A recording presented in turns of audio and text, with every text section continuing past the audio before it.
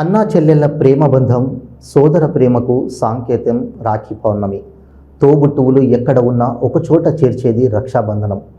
రక్షాబంధనం సందర్భంగా Husnabad MLA camp కార్యాలయంలో మంత్రి పొన్నం ప్రభాకర్కు మహిళలు రాఖీ కట్టి రక్షాబంధన్ శుభాకాంక్షలు తెలిపారు. హుస్నాబాద్ నియోజకవర్గ మహిళలందరికీ రక్షాబంధన్ శుభాకాంక్షలు తెలిపారు.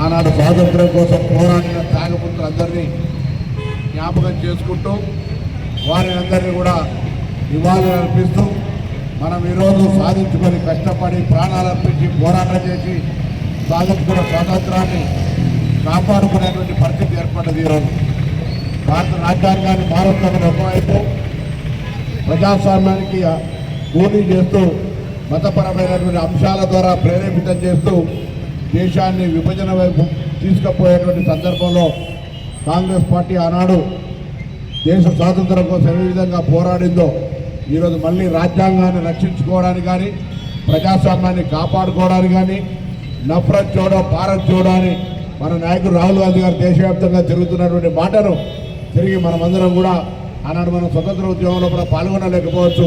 కానీ మన పెద్దలు అనేక మంది ప్రాణాలు అర్పించి కష్టపడి పోరాటం చేసి సాధించుకునే స్వాతంత్రాన్ని భావి తరాలకు ప్రజాస్వామికంగా మాట్లాడే హక్కు, జీవించే హక్కు, స్వేచ్ఛ అన్ని రకాల మనం పొందాలంటే ప్రజాస్వామిక రాజ్యాంగపరమైనటువంటి వ్యవస్థ కొనసాగాలి. కాబట్టి అది కాపాడుకునే బాధ్యత ఈరోజు ప్రతి పౌరుడి భారం ఉంది.